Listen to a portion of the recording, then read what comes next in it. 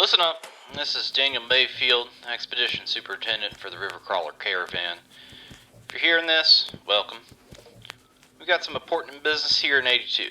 Now, you may have heard of my folks at the Blue Ridge, or collectives up in the Commonwealth and Capital, or even down in the Crimson Caravan. I want to dispel some rumors. We are looking to trade across coasts, and we've collectively partnered up to make lasting settlements that connect the dots of travel. Make it easy for everybody. Everybody's still doing their own business, but if you're hearing this, you're now a contractor for the River Crawler Caravan. Here's Skinny. You're part of our Louisiana division. Now, Old Orleans is a big area out there, and we sent a scout party down before to get y'all in the steel rolling. They've given us some clearance and resources to set up a settlement.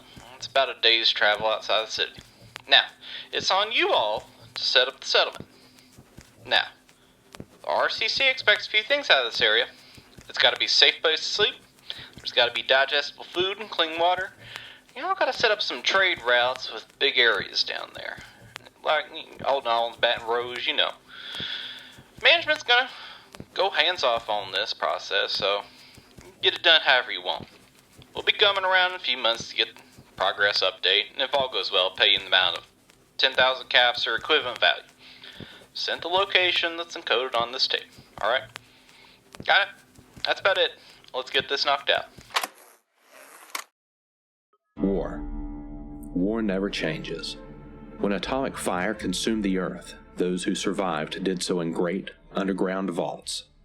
When they opened, their inhabitants set out across ruins of the old world to build new societies, establish new villages, and form communities. Now, over 100 years after the bombs have fallen, humanity has redefined itself.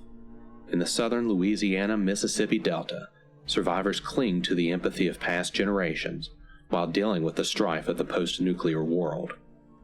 The wasteland of the Big Easy is a harsh place filled with dangerous mutated creatures and inhospitable deadly land.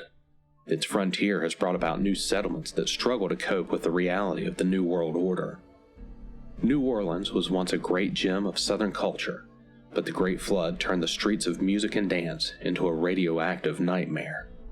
Pre- and post-war citizens have banded together to reseed the waters and bring back the spirit of the old world, deeming the city Old Orleans. All are welcome in this great city of the South, but new tensions are rising. Meanwhile, across the continent, trader caravans have brokered a deal to connect the east and west coasts. They agreed on a neutral caravan that would establish trade routes that followed the resilient rivers of America and connected the great settlements and nations of the post-war world. The newly founded River Crawler Caravan now sets its sights on Old Orleans, which could be the centerpiece of their great mission.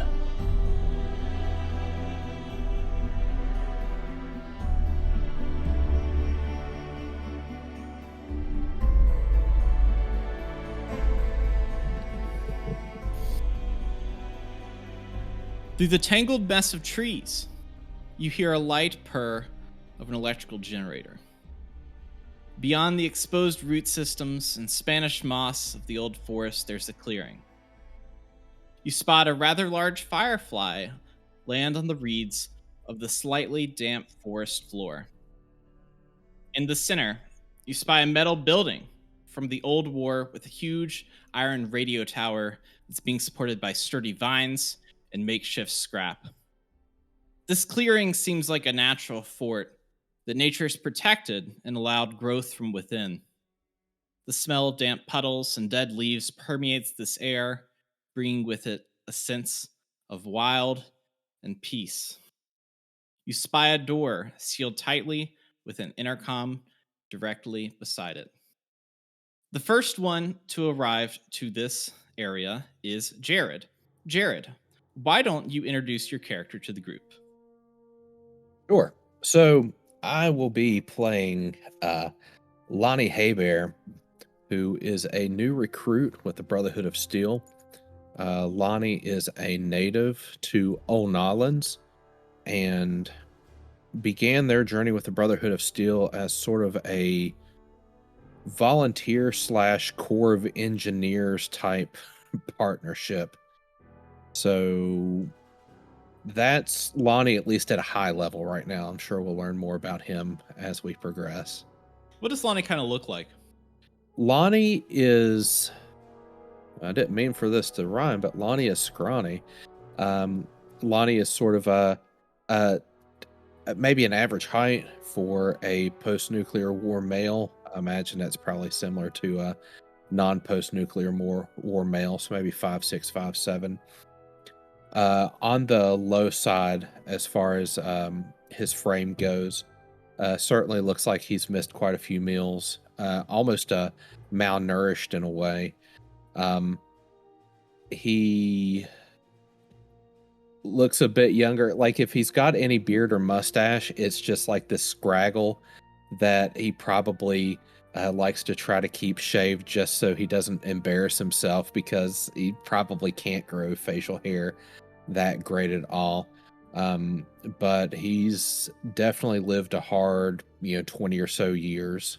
So you approach this door, this building out in this clearing. You see the little intercom beside it. So what does your character do?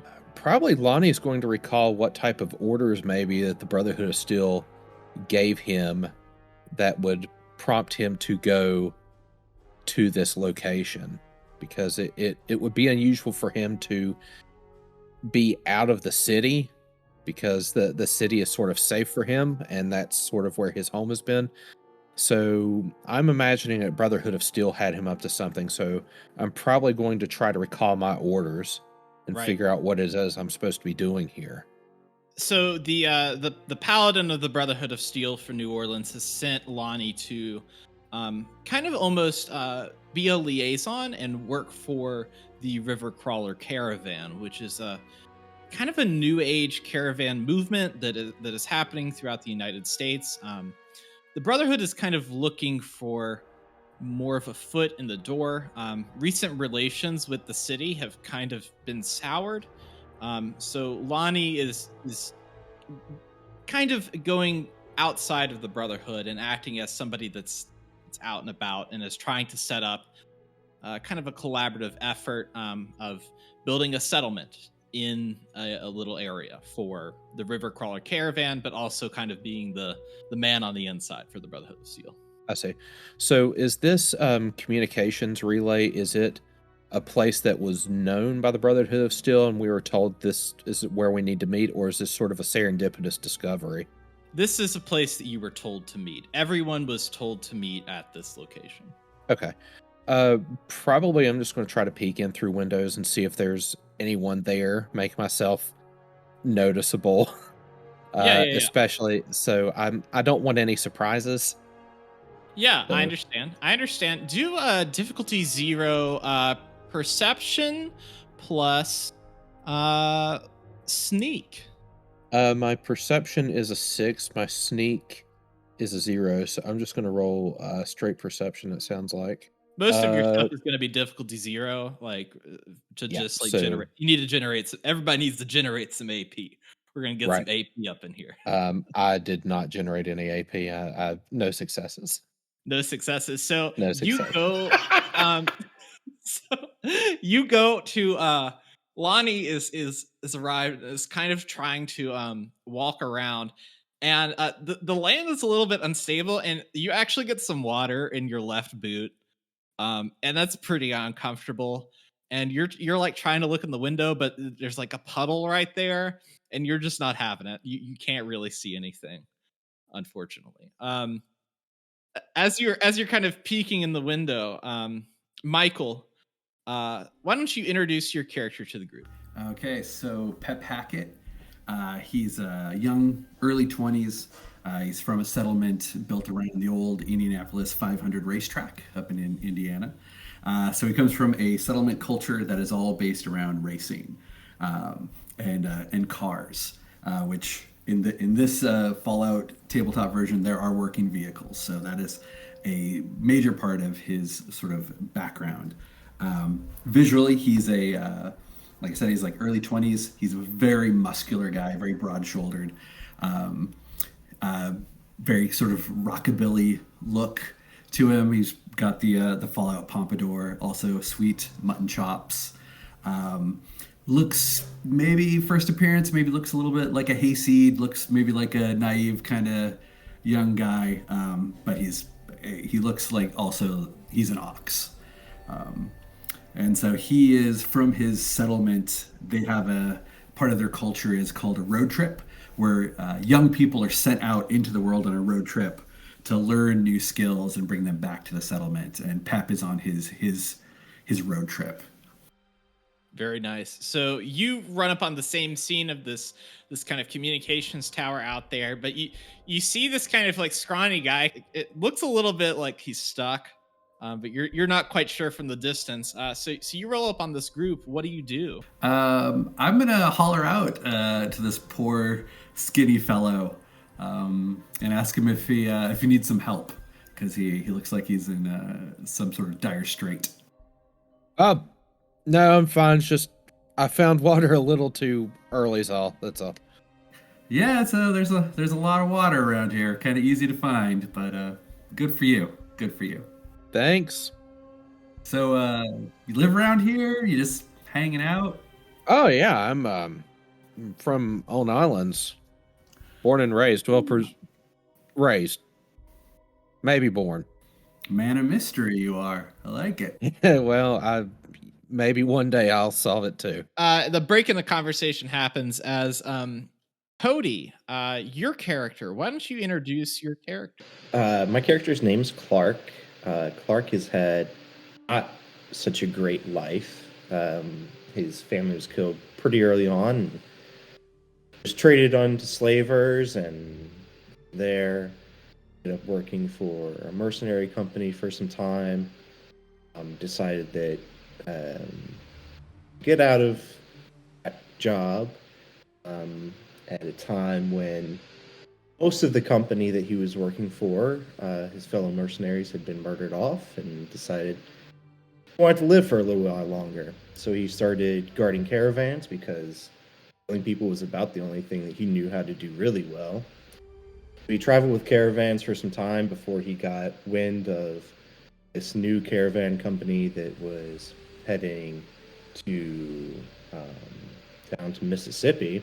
Joined up with them and decided that maybe for a break of pace, he would stick around and see what his employers were trying to set up here in terms of a new settlement. In terms of looks, he's about young 30s or early 30s, and he is a little bit on the taller side. He is obviously fit, but not excessively built by any means. If anything, maybe a little bit on the slender side. His clothes are tattered from having so much time on the trail with the caravans, but there are a few things about him that are meticulously kept. He keeps a sword on his waist that is kept very clean. On the other side of his waist, he has a revolver, which is upkept similarly, and he has long dark hair that's drawn back that has obviously been well cared for, and is, if anything, a little bit in stark contrast to the rest of his more ratty attire that he's been wearing while out on the road. So Clark walks up on this scene and kind of sees this strong guy, kind of rockabilly type, and this kind of like scrawny little engineer guy sitting out there in this radio transmission tower with a building attached to it. What does Clark do? Clark looks back and forth from the two of them sitting there, walks right past, says, "Excuse me," and taps the intercom. Says, "Hello, is anybody there?" Hello. What can do for you? Oh gosh. Okay, can you open the door for me, please? Are you people? I need people. We are people, yes. I am a person, at least. I think these two are people. I think I qualify. I'm looking crawlers. I'm looking. Crawlers. Crawlers. Love crawlers. How do I know if crawler? Any of y'all know what he's talking about? Is there any colloquial term for crawlers that I might know about? So everyone knows that they are from the river crawler caravan. Everyone collectively knows that they are. That is the only crawler that you know about. But there's a break in this confusion over this voice over the intercom. So May, why don't you introduce your character to the group? My character's name is Hazel Greenglass. She's actually a human in her early 20s who had a fairly unusual upbringing considering it's post-apocalyptic out there. She grew up in the New California Republic as part of a Chautauqua traveling group, which is essentially like growing up as a permanent grad student mixed with a carny, essentially. So it's something that actually was called the most American of American pastimes by, I think it was Teddy Roosevelt. So at the turn of the century, these were a big thing. And this group has attempted to bring it back. And they were traveling the fairly tamed West, where the New California Republic had brought a little bit of stability, and they'd go around, they'd do shows, they would teach people, like they'd have lessons in schooling and talk about pre-war America and do, even like fortune telling and knife juggling acts. And she grew up in this setting. And when she was old enough, she decided that she really wanted to go east and find something else, to learn to do something else with her skill set. She has, in some ways, she's very educated, and in other ways, she has no idea what she's in for. And she signed up with the River Crawlers basically because she was just desperate to see New Orleans that she'd always read about and heard about. And what does she look like? She's in her early 20s. She's actually fairly well proportioned for a survivor, mostly because half the time the Chautauquas were actually paid in food instead of in caps. She has light blonde hair, and a fairly broad build for a woman. So let's see. Hazel walks up to this scene of these, three guys standing near the comm tower, with the building attached. What does she do? She leans over and says, "Hi, I believe we're the crawlers you're waiting for." So you hear kind of this like crumbling sound. You hear this voice that says, Signal? Not believe. This is crawlers. How would I know? For a fact, if crawler. Does the voice sound human or robotic or super mutiny? It sounds like I am going to be doing the voices the best that I can. It sounds like an obnoxious radio announcer voice in a broken tone. What proof do you require? Could everyone tell me what part of the country from? Old Nolans. From the track. Capital Wasteland. From the New California Republic. Excellent. And then, as soon as the voice kind of clicks off the intercom, you hear a buzzer kind of go off. And the door, the mechanical cylinders of the door turn, and the door falls down in the classic Old War way that a lot of bunkers are in.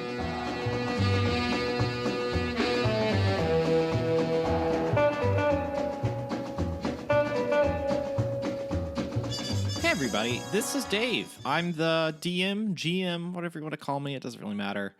of the show, Rad Rolls. I really appreciate you taking the time and listening to our first episode. This is something I've never done before. I've done a few podcasts. You may have heard me from Vault Boys or Fallout Hub, but I mean, this is a brand new project, and I'm really excited that you're listening and hopefully enjoying.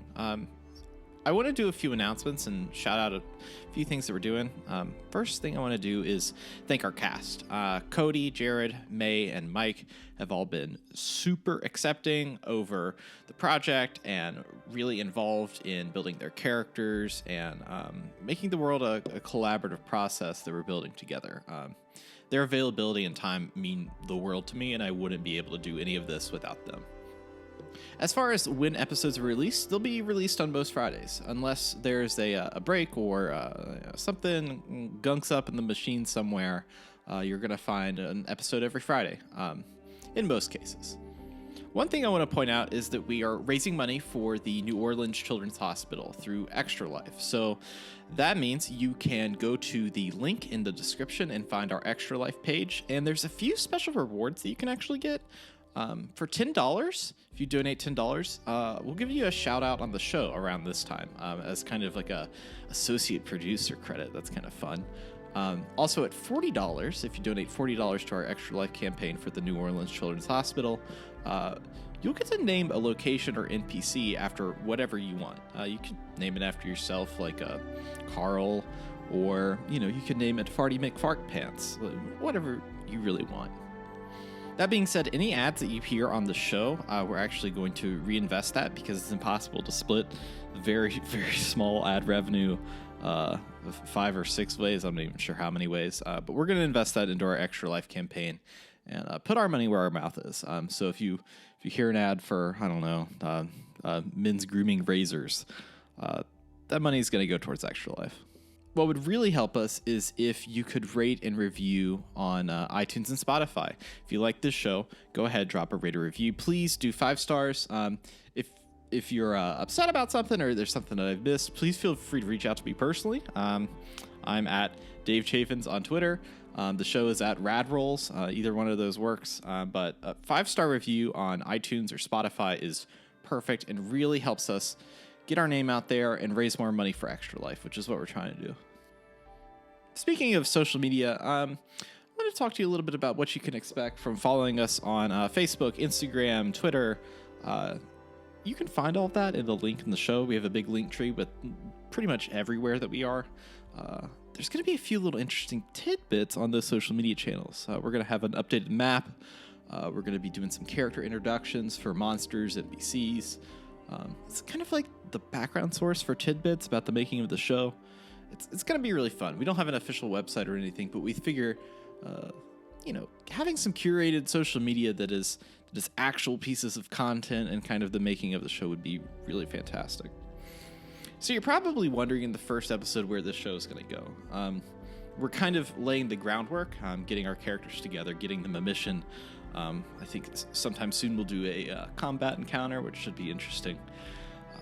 We're going to get better at the game rules as we go along. We're going to kind of get more of a cohesive flow. We're doing the best that we can since this is such a new game. There's no real, we don't have years of D&D to look at and say, okay, this is how you play this or this is how you play that. We're learning as we're going. There's some new stuff that's also coming to the game that is not covered in Modifius's Fallout the Role-Playing Game book, which is what we're playing. We're going to be adding a settlement building mechanic, settlement building situation. As we go forward in the game, the characters are going to be able to build different buildings and have different people occupy their settlement. It's kind of like collective town building. It's almost like they're building their own little world based on the people that they meet and things that they have. We're also going to incorporate a wacky or weird wasteland system for random encounters. So if you liked the, I think it started in Fallout New Vegas or I think Fallout 2 had it first. The wacky wasteland system kind of made it so strange things would happen that maybe broke the universe a little bit, like finding Indiana Jones references or aliens or something like that. Like, that's where we're going to be pushing the bounds of the universe, but a lot of the consequences for those are going to be pretty low. They're not going to really affect the story as much. At least I hope they don't. The players could turn it into something else, but we're going to be doing that. It's going to be a lot of fun. There's some really strange things that I've kind of concocted for that. The campaign setting is going to be in southern Louisiana, so that means that New Orleans is going to be a big piece of it, or as it's called in the game, Old Nolans. So you'll be seeing our caravan head towards Old New Orleans in a future episode. With that, I'm going to get back to the show, get you back on track to where you need to be. If there's any more ads, this is where they'll play. But otherwise, I hope that you enjoy. Please leave us a review, and please follow us and tune in next Friday for another episode. Thank you all.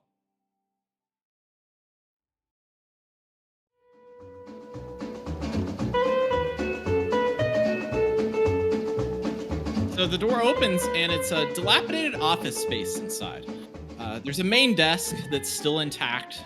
There's kind of various makeshift projects. Maybe weapons, you're not quite sure. But it's adorning like every inch of this main desk area. Beside the desk, you see this like giant makeshift super sledge that has a bunch of blood on it, and you're like, okay. And then there's bunk beds that are pushed up against the windowed area. You can tell that there's like a divider almost through the middle of the comm station. That there's a whole other side to it, but there's bunk beds pushed up against it, and you can't see through that divider.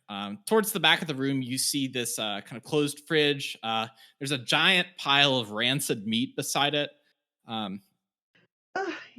It's lovely. It's very rustic. I'm going to push on the divider to see how solid it is. Okay, could you roll me a... I'm going to do difficulty 1, strength and athletics. Strength of 7, athletics 2. Success, so you pass. So kind of like you're pushing on a piece of it kind of like breaks off. There's a big microphone that's sitting on one side of the room. You can't see anything else into the other side of the room. But about the time that you do that, a bunk bed slides across the floor, and this bunk bed is being pushed by a super mutant emerging from the next room. The super mutant is wearing a makeshift metal armor across his body with a scarf that's been fashioned into a traditional necktie. The super mutant says, signal like everyone here. We like Signal. Signal seems very nice. Do you know radio? I'm aware of it. Yes. I don't believe we've been introduced. Oh, you haven't been with Signal? Signal loves people. Signal loves you. Signal want River Crawler to be big success. Big success, River Crawler. Big success, Super Mutant. Big success, Old Nolans. Sounds wonderful. Sounds big. That all tracks. Clark is from a region where super mutants aren't exactly friendly.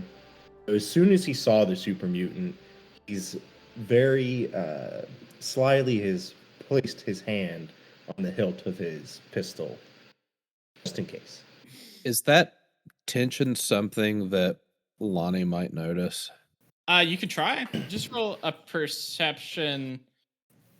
Do perception speech, actually. Because you're not trying to conceal that, Clark. I do get a success. Okay, yeah, it was a difficulty 0. I forgot to say that. I'll get better at saying things when I mean them. That's fine. Yeah. So you notice that Clark is kind of like, because, and you kind of know from Brotherhood reports that out east, super mutants are not very friendly. That there are very few reports of friendly super mutants out east. So you notice that Clark kind of like tenses up a little bit in his body, seeing this strange talking super mutant emerge, pushing bunk beds with just one arm. Yeah.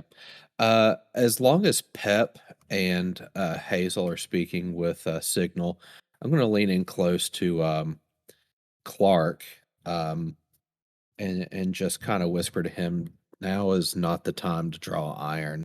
We'll talk later, but we're good here. I'll say back to him, I've heard about so-called friendly mutants before, but I'd never really believed it. I think I'll just keep my wits about me from now. That's fine, but just so you know, this might not be the place. So Signal goes over to the end of the room, kind of grabs his hammer and is kind of twirling it between his fingers. So imagine a super mutant twirling a super sledge between their fingers. Like it's very clear. It's very clear that Signal is not just a super mutant, but pretty strong for a super mutant if he's able to do that. Signal looks at the group and says, "Settlement here. Settlement here is good. Who is mayor?" Any volunteers? Anyone? Anyone? At this point, Clark is hair trigger. He's a little concerned about what he's watching, so he's stiff as a board and just watching intently at every move this super mutant is making.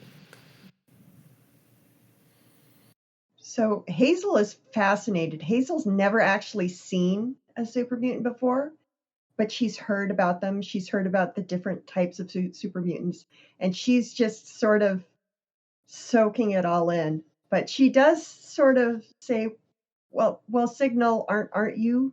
Why aren't you the mayor? You were here first." Pep gives Hazel a look at that. A little cringe at Hazel. She didn't notice it.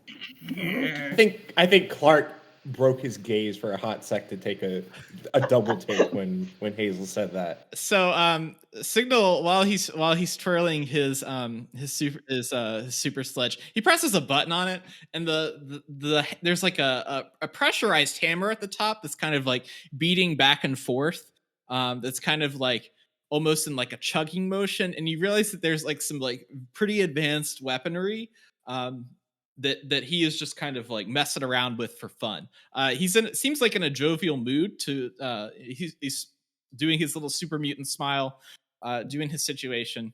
And Signal looks at Hazel and says, "Signal, stay here. Signal, no decision. No decision. Signal, do station. Signal, talk to everyone. Signal, can't mayor. No mayor, no signal. Signal name, not mayor. If Signal name mayor, he may." Again, tracks. Can't argue with that logic. Can't argue with that. Sounds about right. I think Lonnie's wheels are turning here. So I will pause you all and tell you that you all have been sent a letter from the River Crawler Caravan. You're tasked with creating a settlement to generate trade, and if you do that, you're going to get paid. So that's kind of like your prior knowledge of this situation. Signal, it seems like, is asking a lot of you all in this moment. I would say it sounds like we need to find a mayor. Signal takes his super sledge and yanks it out and directs it at everyone in the room and says, "One mayor or all mayor." Quick question for Signal before we continue here. We did note that when we entered, the super sledge did have blood on it, correct? I would like to ask Signal, whose blood is on that super sledge? Signal takes the super sledge and kind of licks it and says, "Crabby crab." Okay, well, any one of us want to be mayor, or do we all want to be mayor? The wheels are turning in Lonnie's head right now. Because if Lonnie was sent here to be a liaison on behest of the Brotherhood of Steel, how nice it would be to be able to report back to the Brotherhood of Steel that they have someone in a leadership role at this location. Right, and Lonnie is the local, so he'd probably be the best choice. Mm-hmm. But Lonnie, on the other hand, is thinking, like, do I really want this amount of responsibility on my shoulders? And Lonnie is wearing a field scribe uniform, correct? Yeah, the field scribe uniform comes on when he needs to, but there's something about just the clean white t-shirt and just like the clean fatigue pants that Lonnie likes, mainly because he's very rarely, if ever, had clean clothes in his life. So, like, the color white Lonnie loves because it's just sort of like this proof that what I'm wearing right now is clean. So yeah, probably since we're on official business, he's probably got the scribe robes on. That's it. Pep would defer to Lonnie as a man in uniform. Like Pep would know enough to be like you're clearly in some sort of organization. So probably you'd be the best. Oh, okay. I mean, or this could be a joint effort. I mean, it doesn't. I mean, yeah, you barely know. You saw me dump my foot in a puddle. That was your first impression. I mean, like I don't. And you're about to make me mayor of this thing, okay? Well, to be fair, you'd be mayor of a radio station run by a super mutant. I think you can probably handle that pressure at this point. Yeah. He seems pretty autonomous, so Well, when we used to back in California, when we used to travel in Chautauquas, whoever knew the area the best was usually the person who'd be leading during any time we were traveling around. So, I'll defer to you absolutely, since you seem to be a little bit more familiar with the terrain and the surroundings. And then, maybe Lonnie's getting a little nervous and he looks at Clark and like, and where are you from again? Now, look, don't be looking at me. I am here as a hired gun. I am not about to run any type of situation where I got to be listening to this guy as he points to the super mutant. At this point, Signal kind of breaks the conversation and goes, communism, and then grabs some like what looks like paper, maybe used to be paper, and throws a few sheets on the desk, and then walks over to the fridge, and there's that rancid meat pile beside it, and he reaches in there and he pulls out a Mirelurk claw and throws it down on the desk with the sheet of paper and says, "Vote. Put name in fridge. If name, then mayor." Oh, so but this is a blind democracy. ballot. Okay. All right. So it's direct democracy. Well, all right. Signal, do you get a vote? Signal doesn't vote. Signal is here for different thing. He loves radio. Excuse me. Signal loves radio. Signal do radio good. Signal not mayor. Signal can't mayor. But maybe Signal could vote. Signal takes the piece of paper, and he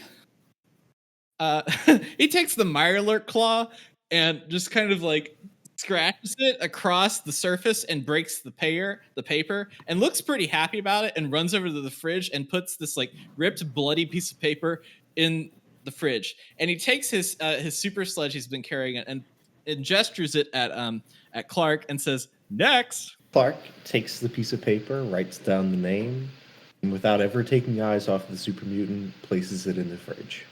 What name did you write down, Clark? He wrote down Lonnie. Is that did people see you do that, or do you want to sneak around and do that, or did you just? He very carelessly writes it in front of everybody.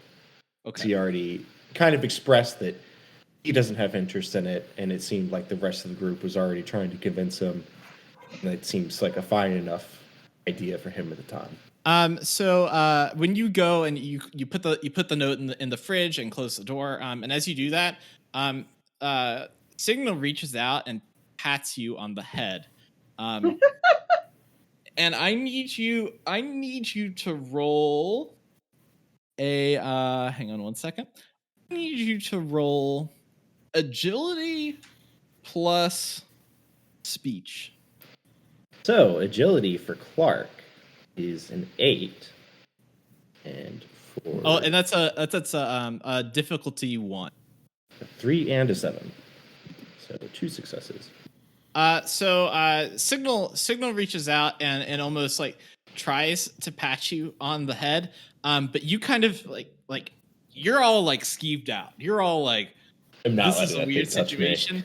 And so when he goes to like pat you on the head. You like dodge it, and Signal, when you dodge it, looks a little sad.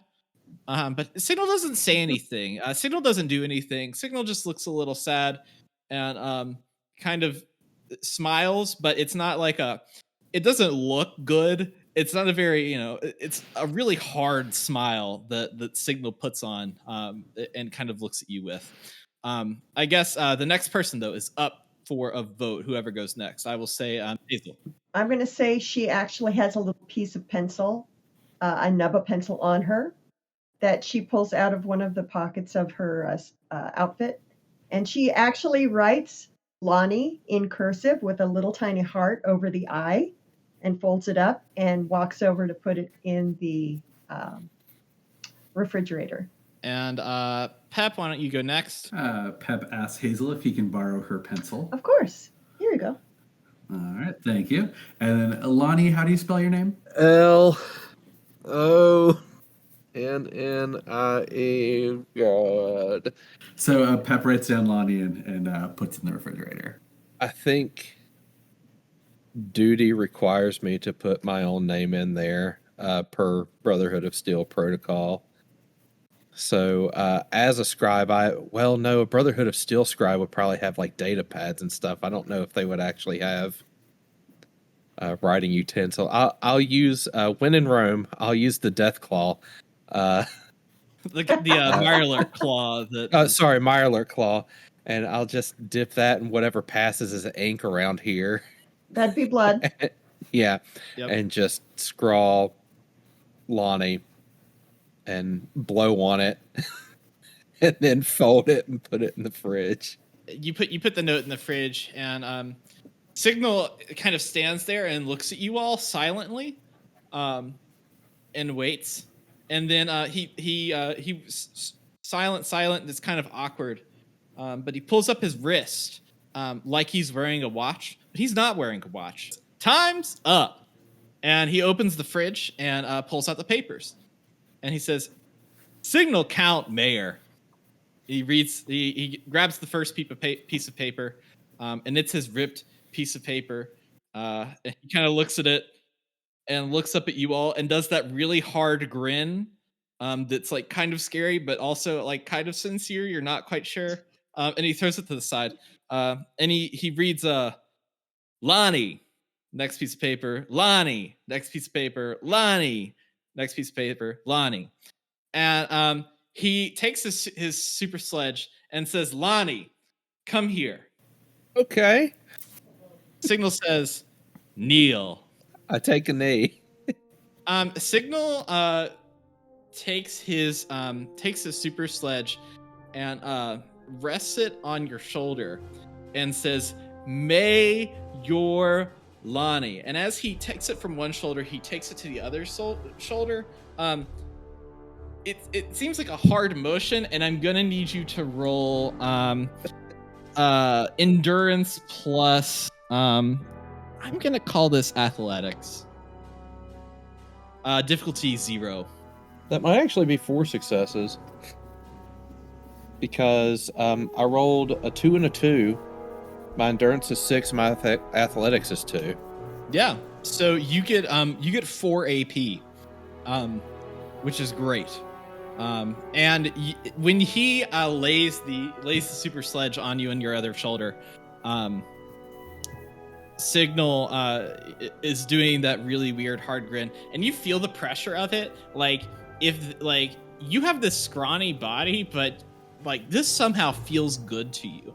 You feel good about the weight of the super sledge. It's the personification of like duty and honor and stuff resting upon my shoulders, and I'm somehow having the spiritual moment of next, Signal takes your hand and holds you up, and then Signal grabs you and starts dragging you. And I need you to roll a difficulty 2, strength plus melee weapons. Sure. So can I use one of those AP to add a D20 to this? Because Yeah, you can Okay. you can do whatever you want. Oh, wow, one of those games, huh? So I'm doing strength melee, and I'm going to use one of those AP to sling 3 dice here. And regretfully, that's only one success. So Signal drags you by your scrawny body into the other room, away from everyone else, and says, Signal kind of looks at you and says, "Mayor, thank you, love Mayor." Signal reaches into a drawer that seems like it's filled with electrical equipment, and takes out a Pip-Boy and slaps it onto your wrist. Nobody here is wearing a Pip-Boy. You know what Pip-Boys are from your experience in Old Nolans. Yeah. He slaps a Pip-Boy onto you, and takes it and he locks it. And you realize this is impossible to remove. You cannot remove this. It is so hard on there and locked in. It's like it's been melted in some way. You now have a Pip-Boy on your person. At this point, Signal looks at you and says, "Does Mayor need help?" Let me get back to you on that. There's a lot to do and a lot to discuss, and I don't want to keep you from your radio duties. Signal goes, "Okay," and Signal lets go of your hand and stands there and does like this huge, it's just like even a worse smile. Like you can see all of his gums. At this point, if you couldn't see his gums, you can see them now. They are all there. They are yellowish brownish, and they look absolutely terrible. And you're pretty sure you see a bug peek out of one of them. Well, Signal, I think I'll be assessing the area for locations and meetings, agendas, just a bunch of stuff going on right now, but we'll be around, I promise. Signal looks pretty happy with your response and says, "Signal need help. Signal wants clean outside. Signal tried clean outside. Signal can't clean outside. Signal needs outside clean. What needs cleaned outside, Signal? Signal try clean. Dirty outside. Make vermin outside. Clean outside. Then Signal can help get next thing. You need," and he's like going through this like computer that he has. And the computer has kind of these buttons on it that are big enough so that when he mashes his fists on the computer, it's doing something. You can't really tell what's happening on the screen, but it seems like that there's been some modifications to this computer. And Signal's kind of mashing around, and Signal is looking at the screen with his big grin, and then turns around and looks at you and says, "Water purifier." Like you need one, or we have like Signal looks at you, says, "If he looks at you and he says, 'Signal,' and he holds up his finger and it's really fat, and he says, 'Signal 1,' and he says, 'You 4,' and then he says, 'If more,' and then he puts both of his hands together, and you see all 10 of his chubby little fingers all out there like they're little finger trolls. Need water." And he looks at you and says, "No water, no good." But Signal knows Vault has purifier. You get purifier, you get water, you get people. again that tracks. You are a trusted advisor, Signal. Signal love. And he kind of like is thinking to himself, and he's, "Lonnie. Lonnie hee. Lonnie love Lonnie." Oh, wow. Okay. Well, so you said there's a rat problem around here too, correct? Uh, Signal says, "Clean outside, vermin. Go, Lonnie. Lonnie Mayor. Love Mayor." Well, the mayor has work to do. You keep on keeping on, Signal. Signal takes his super sledge and kind of like hits it on the ground a few times and says, "Adjourned." Thank you, Bailiff. So you've been in a separate room this whole time. You've been in an opposite room that is soundproof. What you've noticed in the room is it is a literal recording studio with like makeshift equipment that's been added onto. It looks like it's ready for radio. So you're in that room right now, and going through the door, you would be in the previous location with the desk with all of the makeshift various things, the fridge with the rancid meat, and like the Mirelurk claw that's laying out on the table. Folks, I've seen some stuff. Let's go outside for a minute. Mark looks up from the letter that he has from the caravan company that he's been furiously reading to see if it mentioned at all that he was going to be dealing with a super mutant upon arrival at the new site. And he looks up and notices the Pip Boy on Lonnie's arm and says, anything on that from our employers to explain exactly what we're doing here and why we're taking orders from this super mutant? I'll be honest, this Pit Boy is like the third most confusing thing that I heard in that room.